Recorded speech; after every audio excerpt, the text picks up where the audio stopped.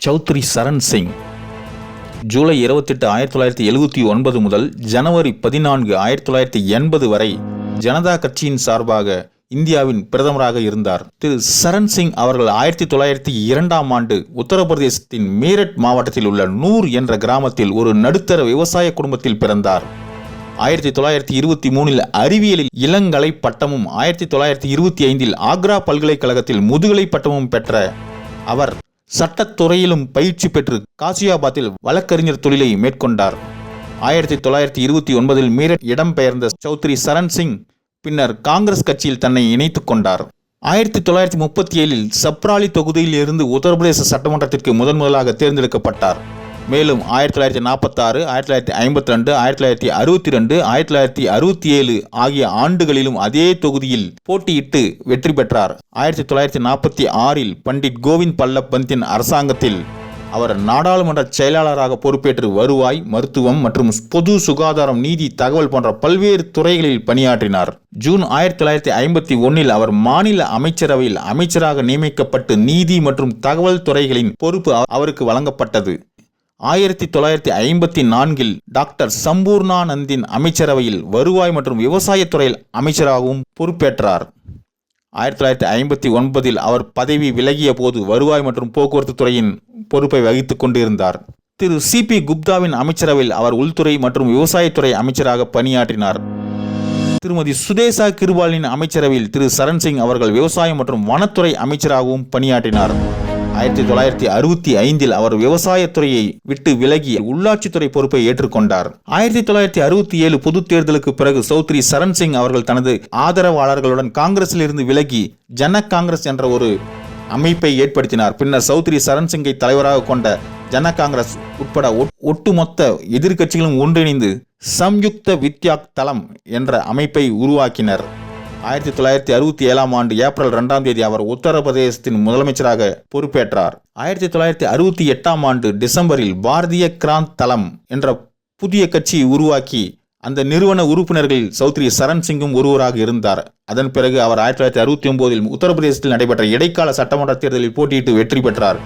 1970ஆம் ஆண்டு பிப்ரவரியில் சௌத்ரி சரண் சிங் மீண்டும் மாநிலத்தின் முதலமைச்சரானார். செப்டம்பர் 1970 வரை அப்பதவியில் நீடித்த சரண் சிங் அதன் பிறகு உத்தரப்பிரதேச மாநிலத்தில் குடியரசுத் தலைவர் ஆட்சி அமல்படுத்தப்பட்டது. சரண் சிங் 1977 வரை உத்தரப்பிரதேச மாநில சட்டமன்றத்தில் எதிர்க்கட்சியாக தொடர்ந்து செயல்பட்டு வந்தார். சௌத்ரி சரண் சிங் உத்தரப்பிரதேசத்தில் பல்வேறு பதவிகளில் பணியாற்றி நிர்வாகத்தில் திறமையின்மை, உறவினர்களுக்கு சலுகை காட்டுதல் மற்றும் ஊழல் ஆகியவற்றை சகித்துக் கொள்ளாத ஒரு கண்டிப்பான நிர்வாகி என்ற நற்பெயரை பெற்றார்.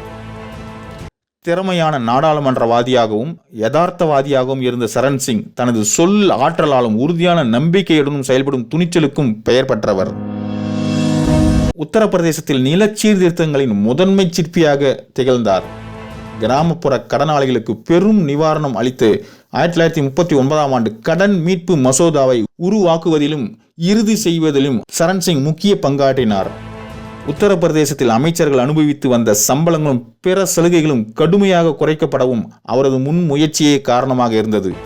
முதலமைச்சராக இருந்தபோது மாநிலம் முழுவதும் நில உடைமைகளின் உச்ச வரம்பை ஒரே சீராக்குவதை நோக்கமாக கொண்டு 1960ஆம் ஆண்டு நில உடைமை சட்டத்தை லேண்ட் ஹோல்டிங் ஆக்ட் 1960 கொண்டு வருவதில் முக்கிய பங்காற்றினார் திரு சரண் சிங் அவர்கள். அர்ப்பணிப்புள்ள பொது ஊழியராகவும் சமூக நீதியில் அசைக்க முடியாத நம்பிக்கை கொண்டவராகவும் இருந்த திரு சரண் சிங்கின் பலம் கோடிக்கணக்கான விவசாயிகளிடையே அவர் பெற்றிருந்த நம்பிக்கையே முக்கிய காரணமாக உருவெடுத்தது.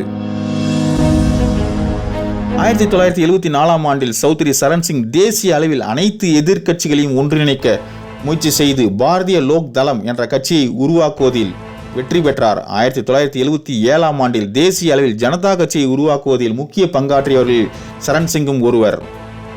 பாரதிய லோக் தளத்தை ஜனதா கட்சியுடன் இணைத்து 1977ஆம் ஆண்டில் ஜனதா கட்சியின் சார்பில் முதன்முறையாக 6வது மக்களவைக்கு தேர்ந்தெடுக்கப்பட்ட சௌத்ரி சரண் சிங் மத்திய உள்துறை அமைச்சராக பொறுப்பேற்றார். பின்னர் துணை பிரதமராகவும் பதவி வகித்தார். 1979இல் நிதி அமைச்சராகவும் நியமிக்கப்பட்டு அந்த பொறுப்பில் 1979-80ஆம் ஆண்டிற்கான மத்திய பட்ஜெட்டை தாக்கல் செய்தார் சரண் சிங். விவசாயிகளின் பிரச்சனைகளை அனைவரின் கவனத்திற்கும் கொண்டு வருவதில் சரண் சிங்குக்கு நிகர் அவரே. சௌத்ரி சரண் சிங் ஜூலை 1979 ஜனதா கட்சியில் இருந்து விலகி பாரதிய கிராந்தி தளம் கட்சியை லோக் தளம் என்ற பெயரில் மீண்டும் தொடங்கினார்.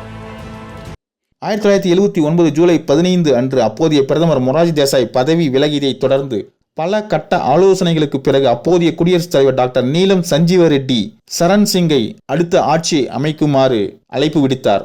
1979 ஜூலை 28 அன்று சௌத்ரி சரண் சிங் இந்தியாவின் பிரதமராக பதவியேற்றார். இந்திரா காங்கிரஸ் சரண் சிங் ஆட்சிக்கு கொடுத்து வந்த ஆதரவை விலக்கிக் கொண்டதின் அடுத்து மக்களவையில் நம்பிக்கையில்லா தீர்மானம் வாக்கெடுப்பு கோரும் முன்பே தனது ராஜினாமாவை அறிவித்தார். மேலும் புதிய பொது தேர்தல்களை அறிவிக்குமாறு குடியரசுத் தலைவருக்கு பரிந்துரைத்தார்.